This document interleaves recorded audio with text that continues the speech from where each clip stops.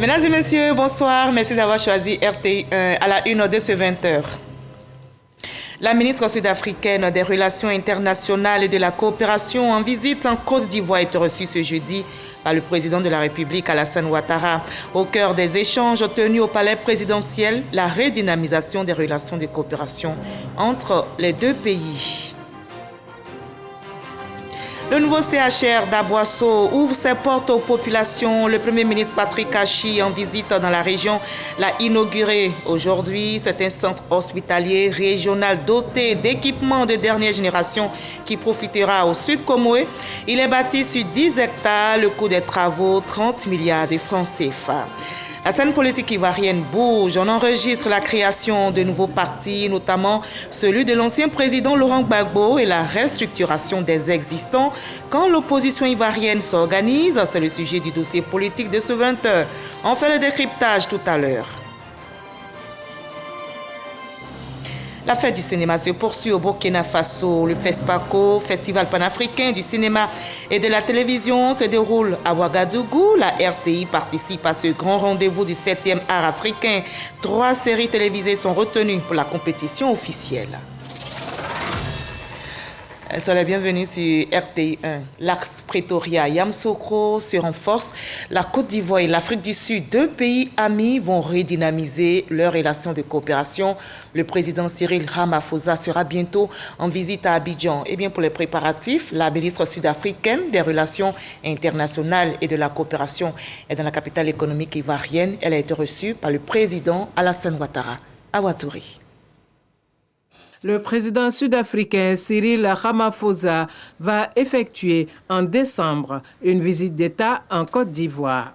En prélude à cette rencontre au sommet, la première session de la grande commission mixte de coopération entre la Côte d'Ivoire et l'Afrique du Sud s'est tenue à Abidjan du 19 au 21 octobre 2021. La ministre sud-africaine des Relations internationales et de la coopération, Dr Grace Naledi Mandisa Pandor, qu'accompagnait Mme Kandia Camara, ministre d'État, ministre des Affaires étrangères, est venue faire au président de la République Alassane Ouattara le point sur les travaux de la grande commission mixte, notamment les accords de coopération en cours de négociation. Nous avons abordé la question de la signature d'un certain nombre d'accords qui seront signés à l'occasion de la visite de son Excellence, Monsieur le Président de la République d'Afrique du Sud, ici en Côte d'Ivoire. Nous avons également transmis les salutations les plus fraternelles et les plus chaleureuses émanant de son Excellence, Monsieur le Président de la République d'Afrique du Sud, à l'endroit de son frère et son ami, son Excellence, Monsieur le Président de la République de Côte d'Ivoire, M. Alassane Ouattara. Nous avons également abordé la question de la pandémie de la COVID-19 et les progrès effectués par nos deux pays. Il y a des progrès substantiels, effectivement, qui sont donc accomplis par les deux pays, mais nous avons mis l'accent sur la nécessité de fabriquer, de produire les vaccins ici en Afrique, donc afin que nos populations puissent y avoir accès le plus facilement possible. La Côte d'Ivoire et l'Afrique du Sud entendent ainsi faire de l'axe Yamoussoukro-Pretoria un modèle de coopération sud-sud. Et cela se concrétise. Des experts ivoiriens et sud-africains ont eu une réunion. Il s'agit de la première session de la commission mixte de coopération entre les deux pays. Les deux parties, l'Afrique du Sud et la Côte d'Ivoire, justement, ont statué sur les différents axes de renforcement des relations bilatérales. Il en est ressorti un communiqué final ce jeudi. La Côte d'Ivoire et l'Afrique du Sud vont intensifier leur coopération dans divers domaines, nous rapporte Konaté Moussa. 3 jours de travaux pour la première session de la commission mixte de coopération Côte d'Ivoire-Afrique du Sud, en présence des ministres en charge des affaires étrangères des deux pays. Les parties se sont engagées à intensifier leurs relations dans divers secteurs. S'agissant de la coopération dans les domaines de l'environnement, des communications et des télécommunications, les parties ont noté avec satisfaction le niveau des investissements sud-africains en Côte d'Ivoire et compte tenu du potentiel existant dans ces domaines, ont convenu d'intensifier et de promouvoir leur coopération bilatérale. En matière de transport aérien, les parties ont exprimé le souhait de voir les compagnies South African Airways et Air Côte d'Ivoire assurer la desserte entre les deux pays. Les parties ont noté avec satisfaction l'accroissement du volume des échanges commerciaux entre les deux pays. Au regard de leurs immenses potentialités, les parties ont convenu de prendre toutes les mesures nécessaires pour promouvoir davantage le commerce et les investissements bilatéraux. Des conclusions qui démontrent la redynamisation des relations diplomatiques entre les deux pays, la Côte d'Ivoire et l'Afrique du Sud. La ministre Kandia Camara se félicite de la tenue des travaux. Cette session, dont la tenue constitue en soi un véritable succès, a permis de clarifier le champ de notre coopération et de combler les insuffisances constatées pour l'atteinte des résultats plus fructueux. Nos échanges, qui se sont déroulés dans une ambiance cordiale, attestent de la qualité des relations historiques et fraternelles qu'entretiennent nos deux pays, résolus à travailler de façon concertée et à matérialiser leurs efforts pour relever les nombreux défis auxquels fait face notre continent. Nous sommes convaincus que, poussés par la même flamme et par la même détermination, nous poursuivrons nos efforts pour renforcer cette belle et fructueuse coopération entre nos deux pays. 33 projets d'accords de coopération ont été identifiés par la Commission mixte de coopération Côte d'Ivoire-Afrique du Sud, dont 12 seront signés lors de la visite du président d'Afrique du Sud en Côte d'Ivoire. Et dans l'actualité nationale, le Premier ministre Patrick Kachis va au contact des populations du Sud Comoé. Il est arrivé dans la région ce jeudi pour une visite de travail et à la grande joie des populations, le nouveau CHR d'Aboisseau a ouvert ses portes. Le chef du gouvernement ivoirien en visite donc dans cette région a inauguré le CHR aujourd'hui et sachez que c'est un centre hospitalier régional doté d'équipements de dernière génération qui profitera au Sud Comoé. Il est bâti sur 10 hectares, nous rapporte Alexis Ouedraogo. Voilà le CHR d'Aboisseau. Chef-d'œuvre architectural bâti sur plus de 14 000 m², avec une capacité d'accueil de 200 lits, un plateau technique de dernière génération et son personnel de santé remonté à bloc. Il y a quelques jours, sinon quelques semaines, on souffrait. On perdait des malades qu'on pouvait sauver. Faute d'équipement, vraiment c'est un plaisir. Quand tu sens que tu vas travailler avec facilité, vraiment c'est un grand plaisir pour nous. Ce jeudi, pour l'inauguration de l'ouvrage, la région accueille le chef du gouvernement, Patrick Kachis. Pas de danse et liesse populaire pour un jour très attendu. Pour le ministre de la Santé, l'action s'inscrit dans le vaste programme initié par le chef de l'État pour une meilleure prise en charge de la santé des populations. Cet hôpital construit sur une superficie de 10 hectares, comprend 7 services et 200 lits.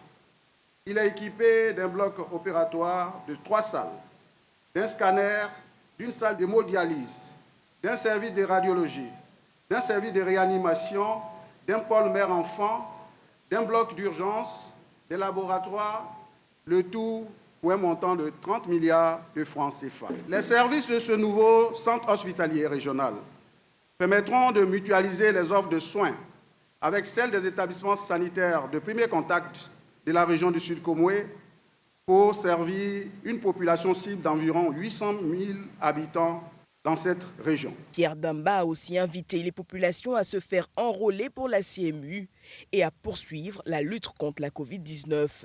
Et parce que le développement local impose la participation de ses fils et filles, le plus heureux ce jour reste le président du conseil régional, Aka Wele. Il salue le soutien constant du président Alassane Ouattara aux côtés des populations, toujours tout mettre en œuvre pour améliorer la qualité de vie. Dans le cadre de ce centre hospitalier régional, il y a eu ceux qui l'ont pensé, ceux qui l'ont réalisé, ceux qui l'inaugurent aujourd'hui et ceux à qui cet ouvrage est destiné. Mais il y a un fil conducteur qui lie tous ces hommes.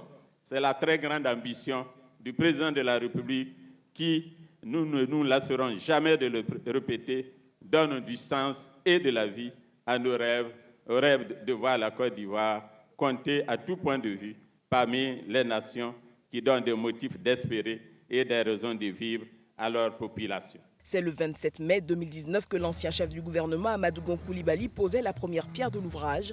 Malgré la pandémie qui secoua le monde, l'infrastructure réalisée par la société Agentis a pu être livrée dans les délais. L'objectif clair assigné par le président de la République au gouvernement dont j'ai la charge est de toujours veiller à rester au plus proche de vous, d'être à votre écoute, celle de vos besoins comme celle de vos aspirations, et de faire en sorte que les actions de chaque ministre de notre équipe puissent améliorer concrètement votre vie. Pour le chef du gouvernement, il faut que le personnel médical et les populations prennent soin de cet investissement. De nombreuses autres infrastructures ont été réalisées dans votre région en matière de routes, d'édifices scolaires, d'électricité ou d'adduction à l'eau potable, et cela va continuer.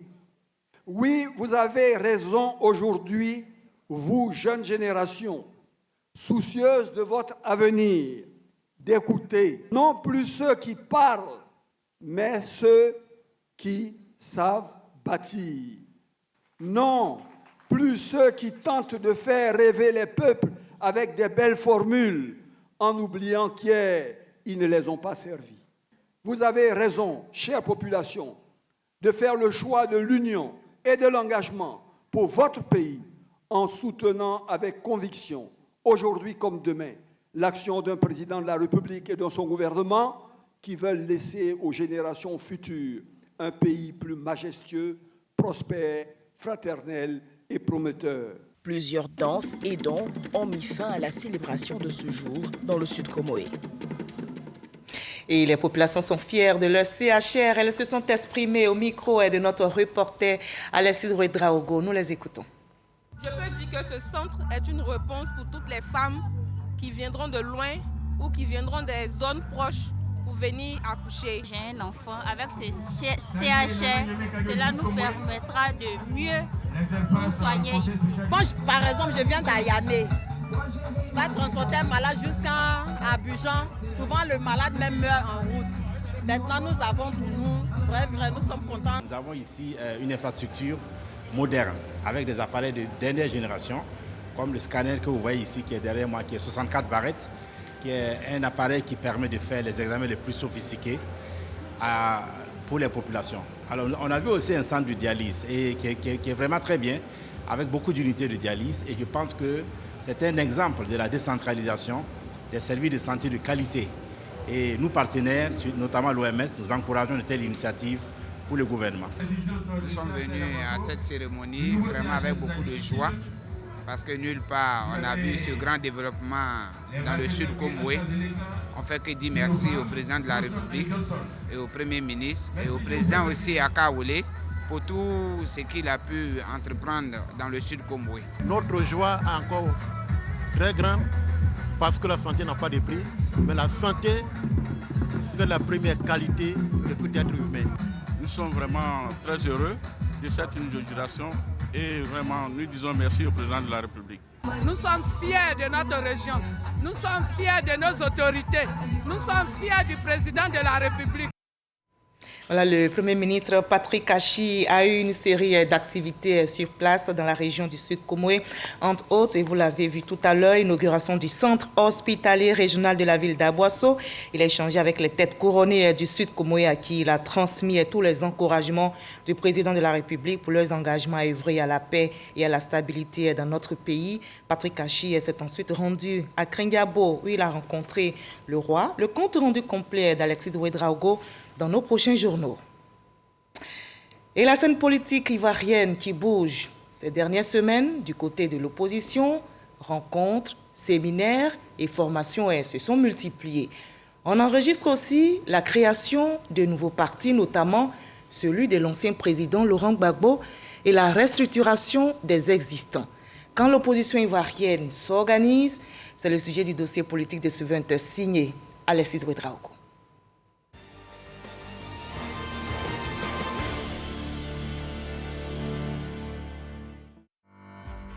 Les partis de l'opposition ivoirienne s'activent. Organisation, restructuration, remobilisation des militants. Si approche et vision diffèrent d'un parti à l'autre, l'objectif lui reste 1. Conquête et exercice du pouvoir. C'est sur une chaîne de télé française que Pascal Affi N'Guessan annonce lundi sa candidature pour la présidentielle de 2025. Le président du FPI veut proposer aux Ivoiriens son projet politique. À Abidjan, son secrétaire général explique. Nous considérons que tous les partis devraient pouvoir apporter effectivement de leur expérience dans le jeu démocratique. Pour les nouveaux partis ou le nouveau parti qui a été créé, nous attendons de voir quelle orientation va être donnée. Mais nous en appelons principalement au fait que tout le monde devrait se retrouver autour du processus de réconciliation nationale. Réconcilier les Ivoiriens, une vision partagée par le PPACI. Le 17 octobre, le Parti des peuples africains voit le jour à Abidjan. Son congrès constitutif désigne comme premier responsable l'ancien président Laurent Gbagbo. Le parti se projette plus loin, réunifier tout le continent.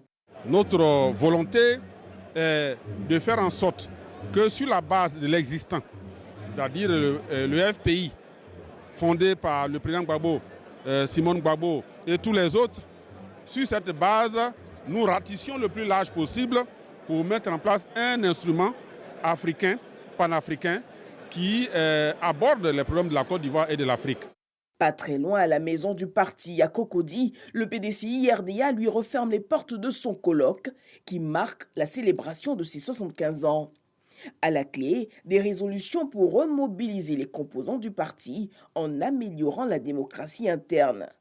Autre chantier, celui de la cohésion sociale. Je prendrai dès cette semaine une décision portant nomination à mon cabinet d'un conseiller spécial en charge de la question de la réconciliation, question d'une extrême importance. Le parti annonce pour courant 2022 son congrès ordinaire pour être plus près de la base. Une dynamique constatée sur la scène politique, diversement appréciée par les populations. C'est tout ça qu'on appelle la démocratie. Parce qu'un pays de droit, un pays démocratique, c'est normal qu'on laisse au moins libre champ à chacun de s'exprimer, mais en s'exprimant, que seulement il suit les règles. L'appel que peut lancer à tous les partis politiques, que le premier point de leur programme de gestion, la cohésion, l'unité et le vivre ensemble. Pour moi déjà, c'est un signe qui prouve que nous sommes sur la voie de la paix. Si plusieurs saluent cette vitalité de l'opposition ivoirienne, un grand nombre en appelle au respect de l'intérêt supérieur de la nation. La question de la réconciliation est primordiale. Beaucoup de choses se font, mais comme je le dis encore, c'est superficiel. Il faut aller plus loin que cela. La jeunesse attend autre chose que cela. Un autre discours. Voilà, par-delà la simple question de l'acquisition du pouvoir. Il faut qu'on s'entende pour que la population vive en paix. Il suffit simplement que les hommes politiques qu'on appelle, apportent de la quiétude aux Ivoiriens. C'est tout ce que les Ivoiriens demandent. Un plaidoyer qu'appuie le directeur résident du National Democratic Institute. Ce qui se passe actuellement en Côte d'Ivoire est tout à fait normal. Vous savez, il n'y a jamais de démocratie parfaite. Et tout ce qui se passe concourt à enrichir davantage le débat politique, mais surtout que cela soit de façon saine, de façon constructive, de façon consensuelle, et faire en sorte que les acteurs politiques ivoiriens se parlent, construisent sur le consensus, pour ensemble définir la modalité qu'il faut pour aller aux élections de 2025.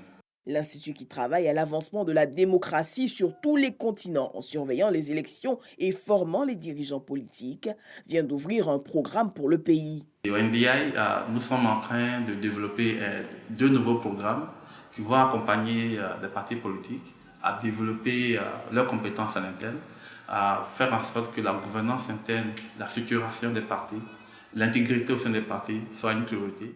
Organisation, restructuration, remobilisation des militants, les partis de l'opposition s'activent. À qui mieux saura courtiser le plus grand nombre d'adhérents. Voilà la scène politique ivoirienne qui bouge et l'opposition qui s'organise. C'était le dossier politique réalisé pour vous par Alexis Ouedraogo. Et la Côte d'Ivoire, n'oublie pas, à l'instar des autres pays, reste mobilisée contre ce virus mortel, le coronavirus.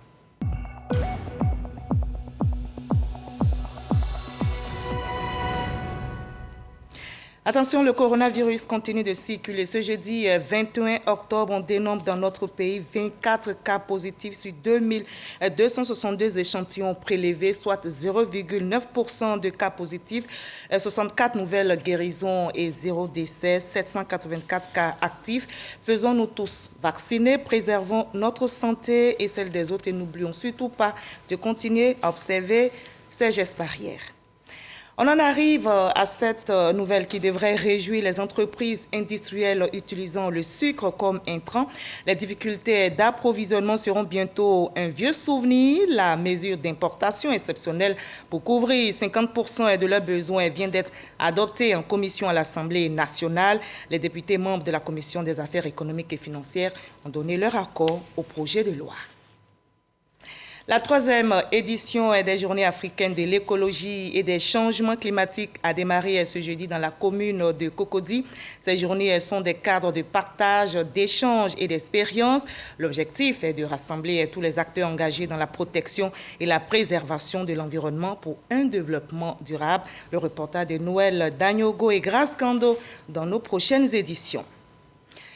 Les techniques innovantes dans l'industrie des mines sont au cœur du 70e congrès exposition de la Société scientifique de l'industrie minérale en France. Et cette année, c'est la ville de Lille qui a été choisie pour accueillir l'événement. Depuis mardi, plus de 5000 participants partagent leurs expériences des entreprises coopératives ivoiriennes engagées aux côtés de l'État pour combattre l'orpaillage clandestin. Envoyé spécial en France, Walter Madouatara. Située dans la région nord de la France, l'île est à proximité de la frontière belge. En ce jeudi du mois d'octobre, nous sommes à 15 degrés Celsius de température. C'est cette ville qui abrite le 70e congrès exposition de l'industrie minérale. La veille, la séance inaugurale a eu pour thème l'après-crise et l'approvisionnement de la France en matériaux. Cette journée est marquée par 4 ateliers, dont celui intitulé « Techniques de broyage et de séparation physique innovantes dans l'industrie minérale ». La Société de l'industrie minérale, cette société qui est une société savante, qui est très ancienne, qui a été fondée en 1855, a beaucoup d'influence et beaucoup d'importance dans le secteur minier. Et elle organise chaque année un congrès-exposition qui est devenu au fil des années vraiment le rendez-vous principal de toute la profession. On parle beaucoup de la crise sanitaire, mais il y a aussi une crise d'approvisionnement en ressources minérales, les problèmes environnementaux. Donc c'est toutes ces questions un peu prégnantes dans la société actuelle qui sont l'objet de notre congrès cette année. Au nombre des délégations étrangères se trouvent les Ivoiriens issus de la coopérative d'entraide de Dabakala, Copeda. Ils ont pour ambition de susciter des partenariats en vue d'accompagner efficacement le gouvernement de Côte d'Ivoire dans la lutte engagée contre l'orpaillage clandestin. Il y a des réalités en termes d'exploitation minière à petite échelle. Il faut savoir qu'il y a l'orpaillage clandestin qu'il faut vraiment éradiquer. Mais pour qu'on puisse éradiquer cet orpaillage clandestin-là, voir le bon côté de l'orpaillage légal, pour voir comment est-ce que cette activité peut être développée dans nos régions locales afin de pouvoir permettre à la jeunesse d'avoir de l'emploi. La participation à ce salon des acteurs ivoiriens engagés dans le secteur est possible grâce aux démarches de Florent Koné, spécialiste dans la protection environnementale. L'objectif, c'est de permettre à l'orpaillage légal de se développer et vraiment effacer du coup l'orpaillage clandestin. La haute direction de ce salon nous a reçus, même promis d'approfondir l'échange que nous avons eu ici au niveau institutionnel en Côte d'Ivoire. Débuté le 19 octobre dernier, le 70e congrès de l'industrie minérale se tient au Grand Palais de Lille. Il est prévu pour s'achever le 22 octobre 2021. 350 exposants venus de divers horizons proposent les techniques innovantes dans l'extraction minière et au moins 5500 participants partagent leur expérience.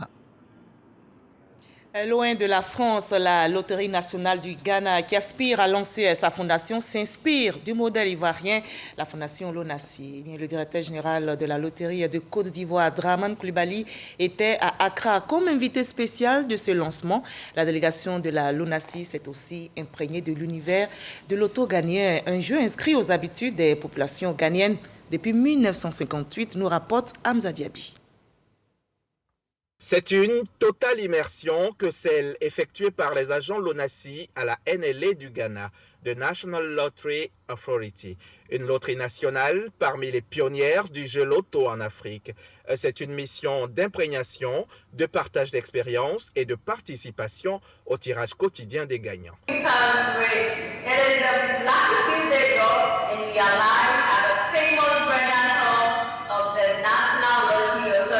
Nous avons vu comment est-ce que l'activité est organisée ici.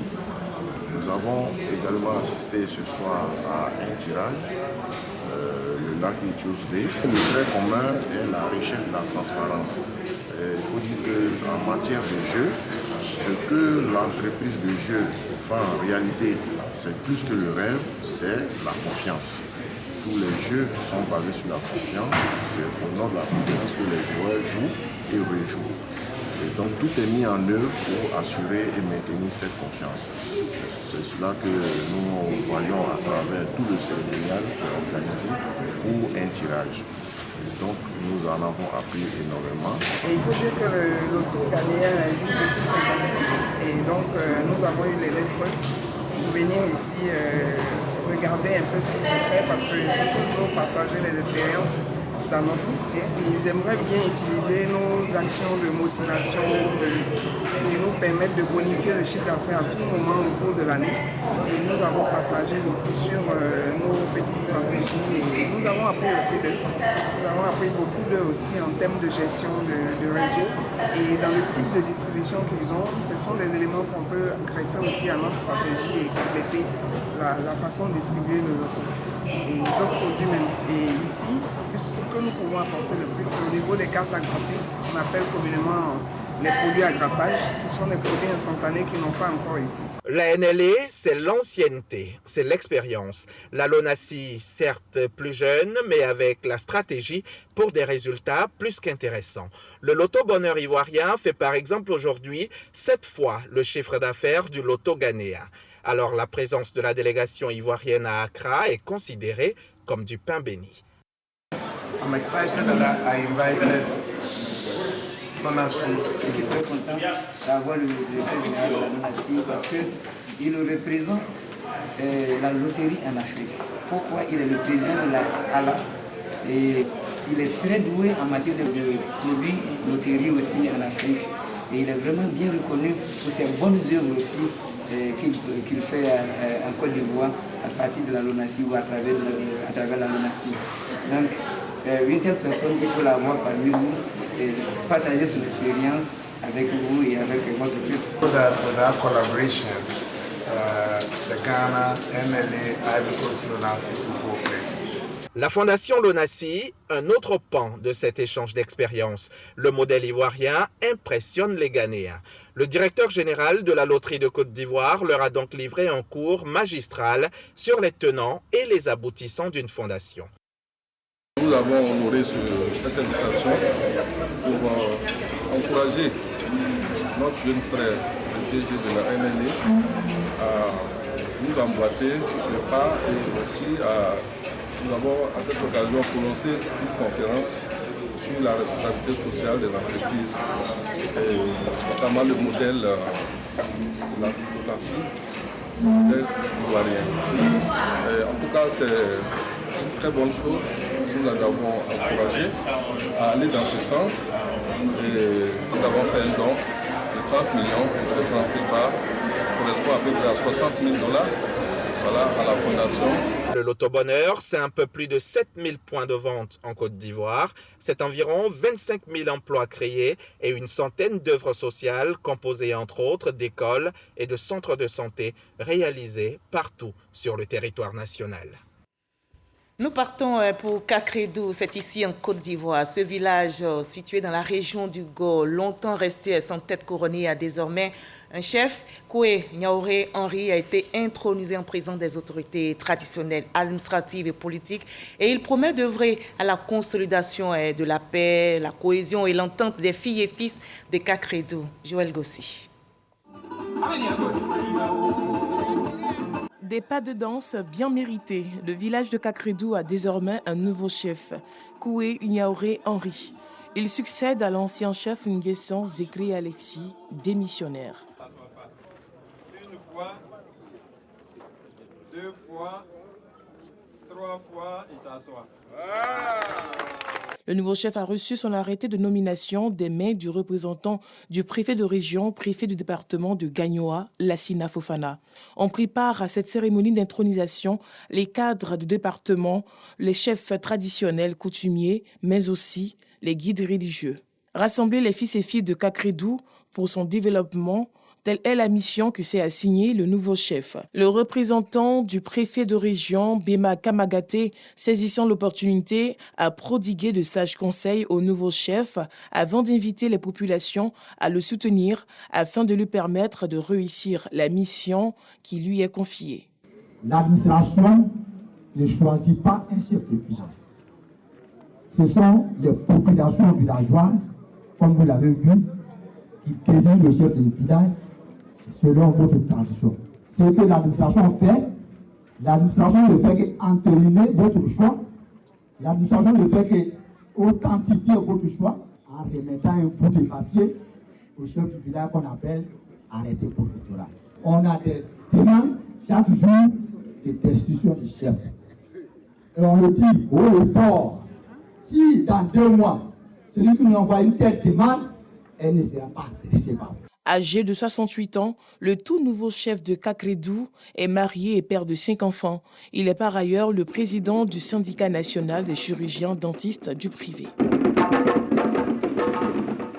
Voilà, belle ambiance qui nous conduit au Burkina Faso où se poursuit la fête du cinéma. Le FESPACO, Festival panafricain du cinéma et de la télévision, se déroule à Ouagadougou et la RTI participe à ce grand rendez-vous du 7e art africain. 3 séries télévisées sont retenues pour la compétition officielle. Ces productions sont projetées dans les différentes salles en attendant le choix des meilleurs films par les différents jurys. Serge Koléa, Ambroise Asséman, envoyé spécial à Ouagadougou. S'il vous plaît.